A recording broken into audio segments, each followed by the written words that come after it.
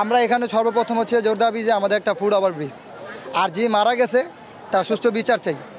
আর ক্ষতিপূরণটা এটা মালিক কর্তৃপক্ষকে যারা আপনার সরকারের কাছে আবেদন, তাদের ক্ষতিপূরণটা যেন দেওয়া হয়। যতটুকু দেখতেছি পুলিশ এখানে কোনো কিছু করার নাই, কারণ ওরা আইসি 9টা বাজে, 4 ঘন্টা লেট করে আসার পরে ওরা এখন এভাবে দাঁড়ায় আছে, কোনো ব্যবস্থা নিতে আসে না। যারা ছিল এখানে তারা তাদের কোনো খবর নাই।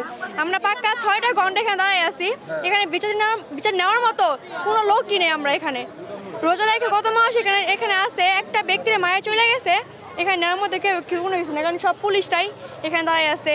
দ্বিতীয়ত কথা হইতেছে কি আছে, আমাদের বিচার যে নিব তেমন কোনো লোক এখানে নাইকা। আমরা যদি একটু লেট করে আমরা অফিসে ঢুকি, আমাদের যদি 2 মিনিট বা 5 মিনিট লেট হয়, তাহলে আমাদের সাথে জঘন্য ব্যবহার করা হয়, যা আমাদের গালাগালি দেওয়া হয়। আর আপনার যদি আমরা পরপর 3 দিন আমাদের লেট হয়, 3 দিন লেট হলে আমাদের একদিনে হাজিরা কাটা যায়। আর আমাদের 2টা ফুট ওভার ব্রিজ আছে, একটা হচ্ছে ওই প্রান্তে আর একটা ওই প্রান্তে, যা আমাদের ওটা ব্যবহার করতে গেলে আমাদের টাইমের সাথে অ্যাডজাস্ট হয় না, যার কারণে আমরা এখানে একটা ফুট ওভার ব্রিজ চাচ্ছি। এই যে মানুষটারে মারছে, তো এটার কোনো বিচারও হইতাছে না, উল্টা আর আমাদের আরো আরো উল্টাপাল্টা কথা বলতেছে, আরো হ্যাস্ত করতেছে, কোনো কিছু বলতেছে না যে এটার কি হইব না হইব।